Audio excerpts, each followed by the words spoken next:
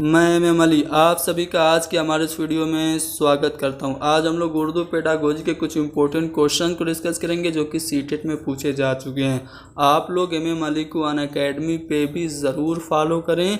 क्योंकि अनअकैडमी पे डेली सुबह 11 बजे लाइव क्लास होती है। उस लाइव क्लास में आप ज्वाइन कैसे करेंगे, डिस्क्रिप्शन में लिंक होगी, उसकी मदद से आप ज्वाइन कर सकते हैं। तो चलिए शुरू करते हैं आज का हमारा पहला सवाल आपके सामने ये है कि बच्चे मुअस्सिर अंदाज में लिखना सीखते हैं। अगर लिखी हुई चीज़ को बच्चे इफ़ेक्टिव तरीके से राइटिंग कैसे सीखेंगे।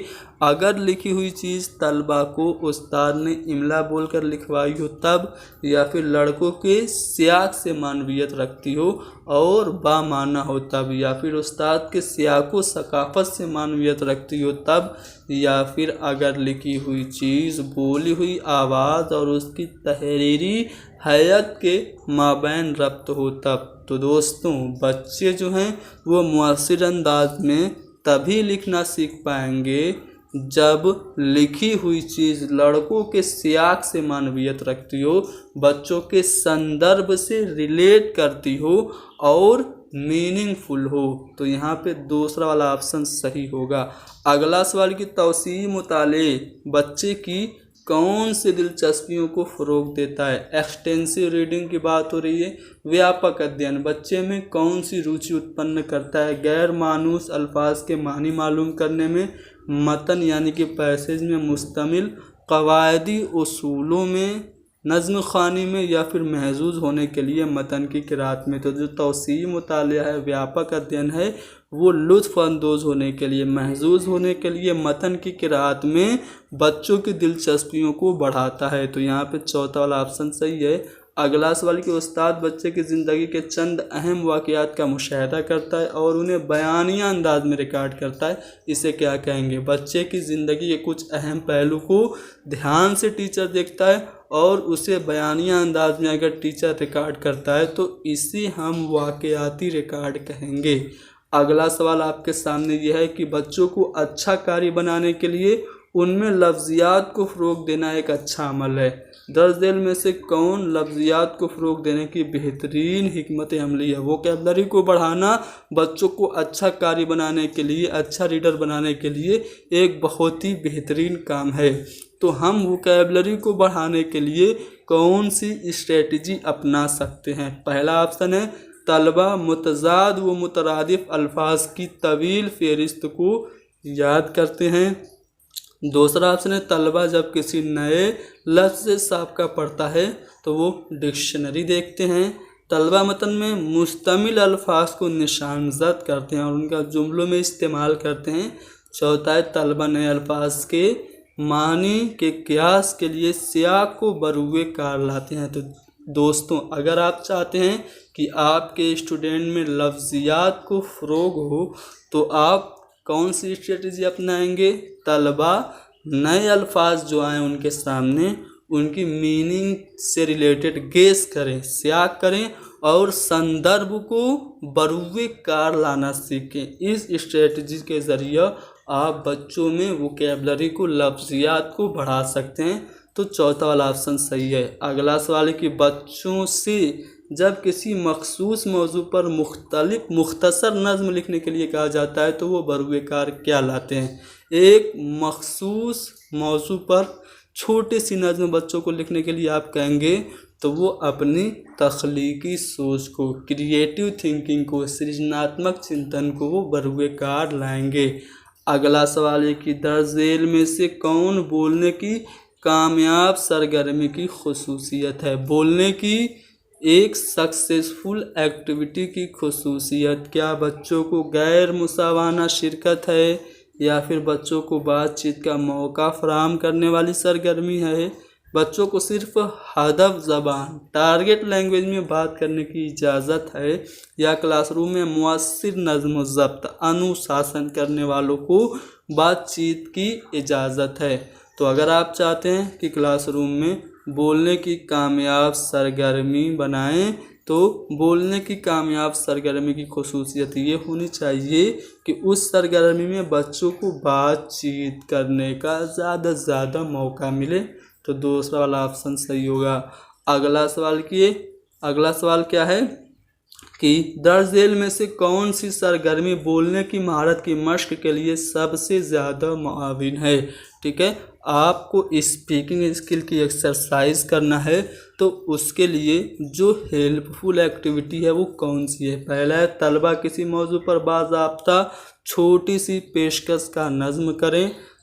उस्ताद तलबा को बामकसद इमला लिखवाए। तीसरा ऑप्शन है तलबा फराहम करदा इशारों पर मबनी कहानी को अपने अंदाज में पेश करें। चौथा है तलबा अच्छी सी एक प्रोजेक्ट रिपोर्ट तैयार करें। तो बोलने की सरगर्मी की मशक के लिए सबसे ज़्यादा मुआविन जो होगा वो ये होगा कि बच्चों को आप हिंट दीजिए और उसी हिंट पे बेस्ड कहानी को बच्चे अपने अंदाज में खुद से जब बयान करेंगे तो बोलने की सरगर्मी की मश्क सबसे बेहतर तरीके से होगी। यानी कि तलबा को फराहम करदा इशारों पर मबनी कहानी को अपने अंदाज में पेश करना, ये जो सरगर्मी है बोलने की महारत की मश्क के लिए सबसे ज़्यादा मददगार है। अगला सवाल है कि वकूफ़ियत पसंद नज़रिया या वकूफ़ियत पसंदों के मुताबिक बच्चे की ज़बान की आमोजिश मौसर तरीके से होती है। जब बच्चों में लैंग्वेज लर्निंग इफ़ेक्टिव तरीके से कब होती है वकूफ़ियत पसंदों के मुताबिक।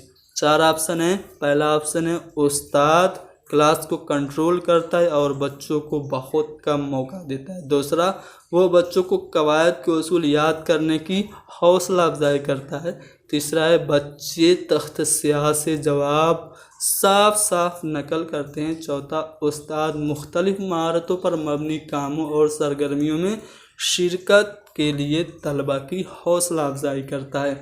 तो दोस्तों, वकूफ़ियत पसंदों के मुताबिक बच्चे में लैंग्वेज लर्निंग इफ़ेक्टिवली तभी होगी जब उस्ताद मुख्तलिफ महारतों पर बेस्ड जो काम हैं और सरगर्मी हैं उसमें बच्चों को पार्टिसिपेट करने के लिए मोटिवेट करे।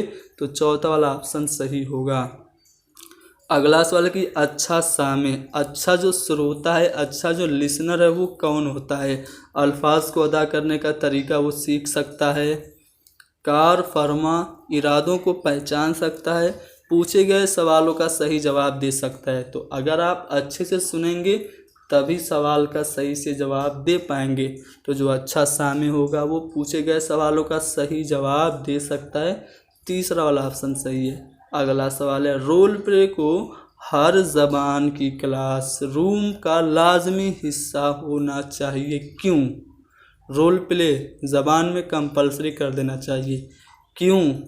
क्या इसलिए क्योंकि ये बच्चों को आज़ादाना गप मारने के काबिल बनाता है, यह क्लासरूम में नज़्म व ज़ब्त अनुशासन बनाने के लिए एक इफ़ेक्टिव तरीका है, या फिर यह बच्चों को कहानी याद करने के काबिल बनाता है, यह बच्चों को ज़बान के बारे में मीनिंगफुल कन्वर्जेसन बामानी गुफ्तगू में शरीक होने के काबिल बनाता है। तो क्लासरूम में रोल प्ले कंपलसरी इसीलिए होना चाहिए क्योंकि रोल प्ले बच्चों को ज़बान के बारे में बामानी गुफ्तगू में शरीक होने के काबिल बनाता है। अगला सवाल, जो हकीकी मालूमात क्या कब कहाँ और किस तरह ख़त्म हुआ के बारे में लफ्ज़ी तस्वीर फराहम करे उसे हम क्या कहेंगे, तो उसको हम वाक़याती रिकॉर्ड कहेंगे। ठीक है, कब कहाँ किस तरह ख़त्म हुआ उसके बारे में लफ्ज़ी तस्वीर, ठीक है, वर्बली कोई एक्सप्लेनेशन होगा तो उसको हम वाक़याती रिकॉर्ड कहेंगे। अगला सवाल, दर्ज झेल में से कौन मुताले की महारत नहीं है, तो किसी प्रोग्राम का एजेंडा तहरीर करना ये मुताले की महारत नहीं है। बाकी लेक्चर के दौरान नोट बनाना मुतालिया में आएगा, पढ़ने के दौरान नोट लेना और तहकीक का खाका तैयार करना ये तीनों मुताले की महारत है, लेकिन प्रोग्राम का एजेंडा बस तहरीर करना ये मुताले की महारत नहीं है। अगला सवाल है कि दरसी किताबों के मुसन्निफ़ीन जो हैं वो हमेशा नज़री इक़्तिबासात, नज़्म, बयानिया और असली तहरीरों को अपनी किताब में क्यों शामिल करते हैं। जब पाठ्य पुस्तक का निर्माण होता है तो पाठ्य पुस्तक बनाने वाले जो आथर होते हैं, लेखक होते हैं, हमेशा वो नसरी इक़्तिबासात यानी कि प्रोज़ के पैसेज, नज़्म और बयानिया को और असली तहरीरों को, मौलिक जो रचनाएं हैं उनको अपनी किताबों में क्यों शामिल करते हैं? क्योंकि वो मुस्तनद और फितरी ज़बान में होती हैं, इसलिए यह दरसी किताबों के मुसन्निफ़ीन उन्हें पसंद करते हैं। अपनी पसंद की वजह से वो डाल देते हैं उसमें, या फिर वो मश्क तैयार करने में माविन होती है, या फिर वो मुताले के लिए मौजू होती है। तो जो मुसन्निफ़ीन होते हैं वो नसरी इक़्तिबासात, नज़्म, बयानिया और असली तहरीरों को अपनी किताब में इसलिए शामिल करते हैं क्योंकि वो मुस्तनद और फितरी ज़बान में होती हैं, ऑथेंटिक होती हैं और नेचुरल लैंग्वेज में होती हैं। इसीलिए मुसन्निफ़ीन शामिल करते हैं दरसी किताब में इन सभी चीज़ों को। तो पहला वाला ऑप्शन सही है।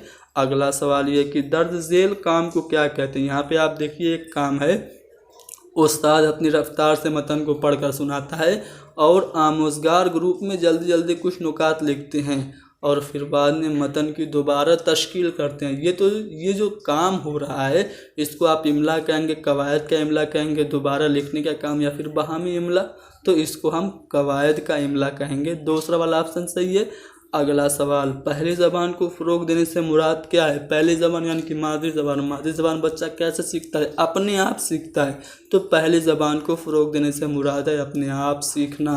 अगला सवाल और आखिरी सवाल, पहली जमात के उस्ताद के क्लास में मुख्तलिफ़ मादरी ज़बान बोलने वाले बच्चे हैं।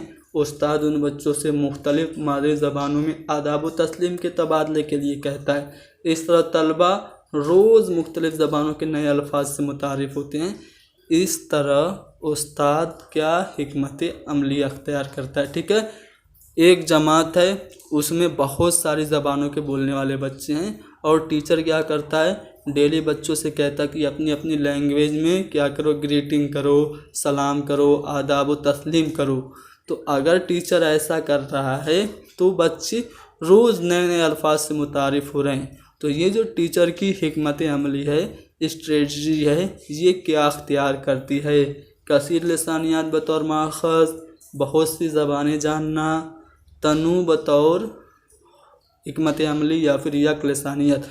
तो एक क्लास है, बहुत सारी ज़बान के जानने वाले बच्चे हैं और सब अपनी अपनी ज़बान के अल्फाज इस्तेमाल कर रहे हैं। तो यह है कसीर लिसानियात बतौर माखज़। तो हमारा जो फर्स्ट ऑप्शन है वो सही होगा।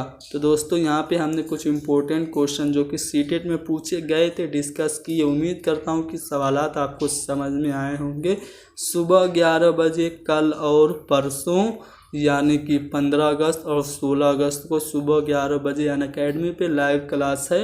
डिस्क्रिप्शन में लिंक है, उसकी मदद से ज़रूर ज्वाइन करें और लोगों को भी इन्फॉर्म करें कि हाँ, उर्दू की बेस्ट क्लास अनअकैडमी पे और हैदरी स्टडी पॉइंट पे अवेलेबल है। आज के लिए इतना ही बस, मिलते हैं हमारी अगले वीडियो में। Thank you very much.